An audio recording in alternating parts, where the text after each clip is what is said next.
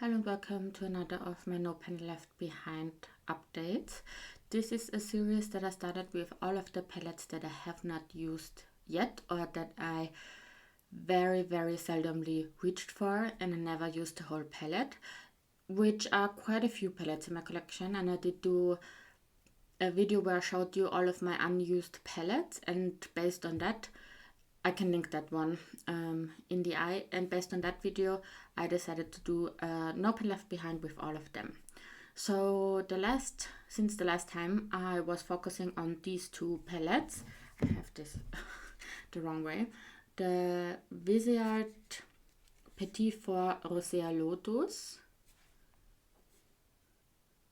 You can read it because I cannot speak French, so you know what I mean. And I have the Naked Half Baked palette. So these were the two palettes I was focusing on since the last update. But before I'm heading into swatching these and talking about these, I want you guys to please vote for the next palette that I should focus on.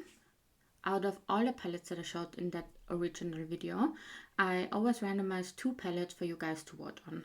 I have voting open right here on YouTube, and I'm also doing a voting on Instagram. So let me know which palette I should focus on next. Should it be the Glaminatrix Cosmetics Nocturnal palette, or should it be the Lethal Cosmetics Murky Meadow palette? This is the Glaminatrix Cosmetics Nocturnal palette. And this is the Lethal Cosmetics one. This is currently in my Pendos eyeshadows, and I'm using this shade right here, which is lovely. So yeah, that's the second palette. I have used a little bit, like some of the brown mattes. The last look I did, I used this a little bit, but otherwise I have not reached for the whole palette yet. Yeah, that's the second option. Let me know which palette you want me to focus on next. Just tell me in the comments, and I'm going to count your votings with, or combine your votings with the votings on Instagram. Back to these two palettes. I'm going to talk a little bit about them and swatch them out. First, for the Viseart palette.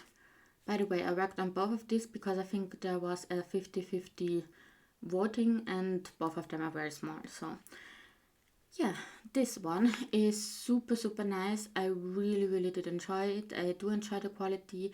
I again am a fan of shimmers that are not that glittery or sparkly, so these are nice, but this is also a metallic formula that is a little bit too lackluster for me almost. It's very natural, almost satin-like. I do prefer a little bit more of a punchier metallic.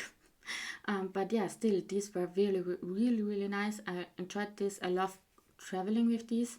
I wish they had a little mirror in them, then I would not need to bring another mirror, but yeah, these are really nice. So let's swatch it out. So I don't know if you can see all of these shades. Let's swatch them out and then I'm going to look at it. So these are the shadows, and honestly, like you can see, they are metallic. Like they're not a bad formula at all. They're really nice. Yeah, I also think that the brown shade does show up on my lids way better than right now swatched out. So it's a very nice eyeshadow formula. I love these shades. They are wearable.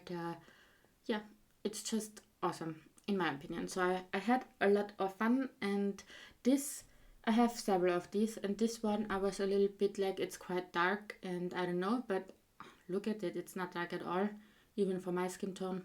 So a very lovely palette. As for the Naked Half Baked, this is the palette, and this is how the inside looks like. Again, lovely mattes. I really do enjoy the mattes, and the shimmers again are a little bit lackluster for me, but still the quality is awesome. And this is a little bit more, or has a little bit more of impact, but this is also my least favorite shade in that palette. But it was very lovely to use again, and let's watch these shades out as well. Okay, and again, this is also a lighter color story, obviously, but yeah, the quality is stunning. I love it, and this has a shift to it. This shifts to pink. Oh, wait. It helps if I'm in focus, maybe.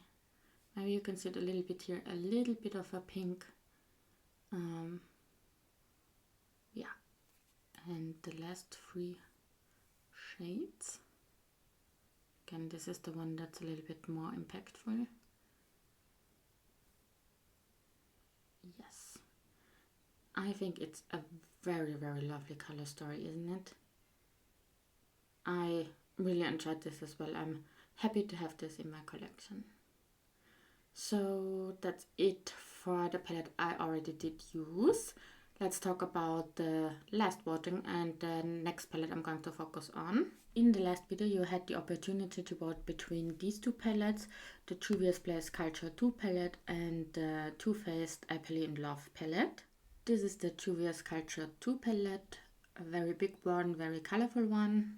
This is the Too Faced Happily in Love palette.